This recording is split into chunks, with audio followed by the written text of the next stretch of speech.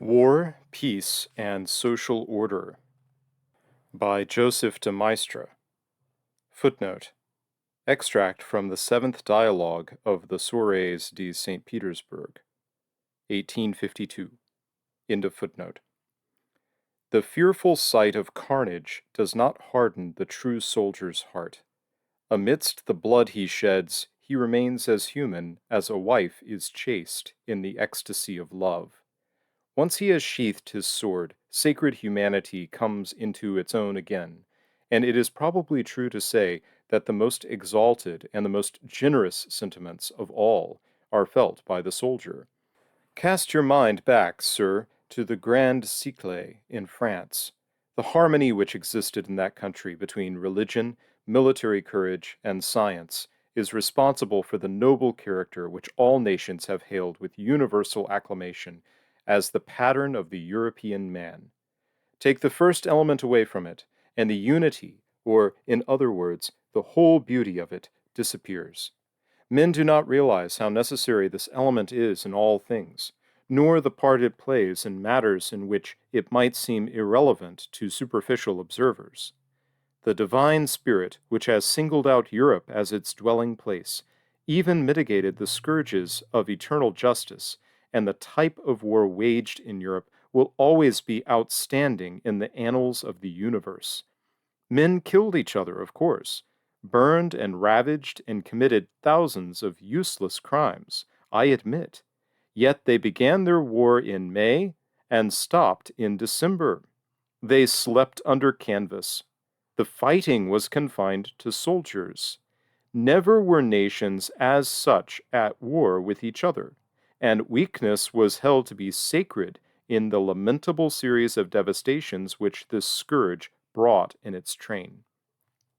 It was, moreover, a magnificent sight to see all the sovereigns of Europe restrained by a mysterious and irrepressible urge towards moderation, refuse ever to demand the utmost, even in moments of great peril, that their people could give them.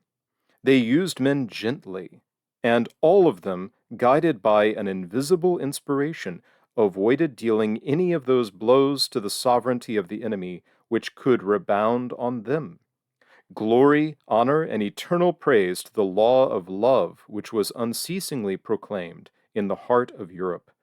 No one nation triumphed over the other. The wars of antiquity were forgotten, except in books, or amongst people seated in the shadow of death. Fierce wars were brought to an end when a province or a town, or even in many cases a few villages, changed hands. Mutual consideration and the most delicate courtesy could be found amidst the clash of arms. Bombs were never directed at the palaces of kings. Balls and displays on more than one occasion interrupted the course of battle. The enemy officer who was invited to these celebrations would come in order to joke about the battle to be fought on the morrow. Amidst all the horrors of the most sanguinary engagement, the dying man could still hear the voice of compassion and words of courtesy. The first shots were no sooner exchanged than huge hospitals sprang up everywhere. Doctors, surgeons, chemists flocked to offer their skill. From their ranks would arise the presiding genius of St. John of God, or of St. Vincent de Paul, greater and stronger than ordinary men, constant as faith itself, as active as hope, and as skillful as love. Every victim of the battle who still breathed was picked up, received treatment, and was given consolation. Every wound was touched by the hand of science and of charity. Gentlemen, the functions of a soldier are terrible, but they surely derive from a major law of the spiritual world, and we must not be surprised that all nations agree in seeing something more particularly divine in this scourge than in the others. Believe me, it is for a great and fundamental reason that the title God of Hosts illumines every page of Scripture. War is divine, then, of its very nature, because it is a law of the world.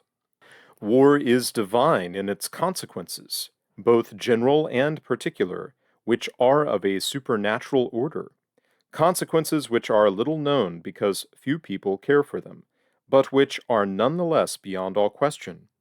Who could doubt that death on the battlefield entails great privileges? Who could think that the victims of this fearful judgment shed their blood in vain? Yet the time is not propitious for insisting on these subjects. Our century is not prepared yet to think about them. Let us leave natural philosophy to this world and keep our own eyes ever fixed on the invisible world, which will give us the answer to everything. War is divine in the protection granted to the great leaders, even to the most daring, who seldom fall in battle, and then only when their fame can reach no further heights and their mission is fulfilled. War is divine in the manner in which it is declared. I have no desire to exonerate any man inopportunely, but how obvious it is that those men whom we consider to be the immediate authors of wars are themselves swept along by circumstances. At the exact moment prepared by men and prescribed by justice, God intervenes to avenge the iniquity which the inhabitants of the earth have committed against him. War is divine in its results, over which human reason speculates in vain, for they can be totally different in two nations, although both were equally affected by the war.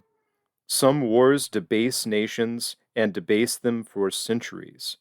Others exalt them, perfect them in every way, and within a short space of time even repair momentary losses with a visible increase in population, which is very extraordinary. History often presents us with the picture of a population which remains rich and goes on increasing while the most desperate battles are being fought. But some wars are vicious and accursed, which our conscience, rather than our reason, recognizes to be so. Nations receive their death blow in these wars, both as regards their power and their character. Thus, even the conqueror seems degraded and impoverished, and although he is crowned with laurels, he is left sad and lamenting, while in the vanquished country there is soon not a workshop or a plough which is not working to capacity.